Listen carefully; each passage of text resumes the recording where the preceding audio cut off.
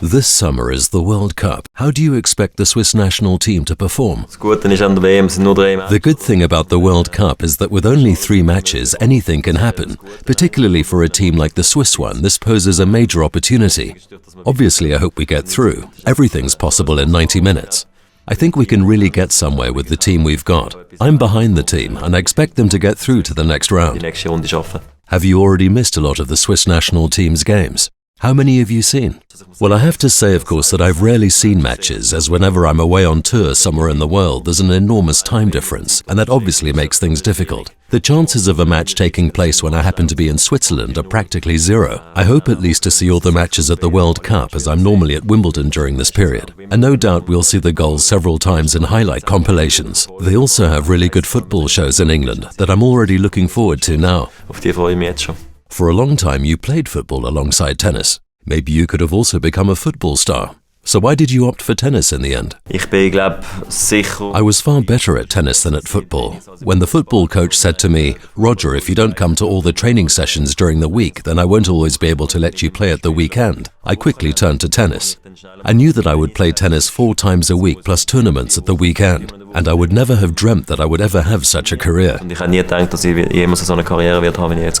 What do you miss as an individual athlete in tennis compared to football? The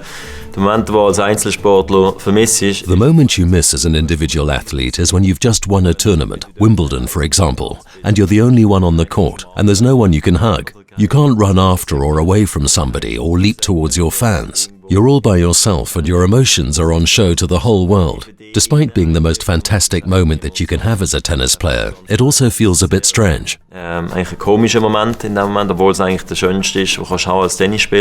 Which football players are or were heroes for you, even as a tennis player? I thought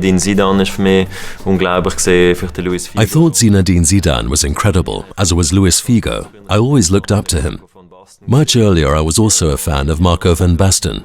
I always thought Thierry Henry was amazing. It goes without saying that it's an incredible experience to be able to meet these great figures. I've met Diego Maradona as well as Gabriele Batistuta in Buenos Aires. He was my striker on PlayStation because he always scored. Pelé has achieved successes that will never be beaten. I think he won the World Cup 3 times. Everything needs to harmonize for this to happen in a career. And if you're lucky enough to get to know such a personality, then it's really larger than life. You can really feel the energy and joy. It was a great honor for me to visit him at his home last year when I was in São Paulo. Es war für mich eine grosse Ehre, als ich ihn sogar daheim in seiner Wohnung treffen konnte in São Paulo, wo ich letztes Jahr dort war.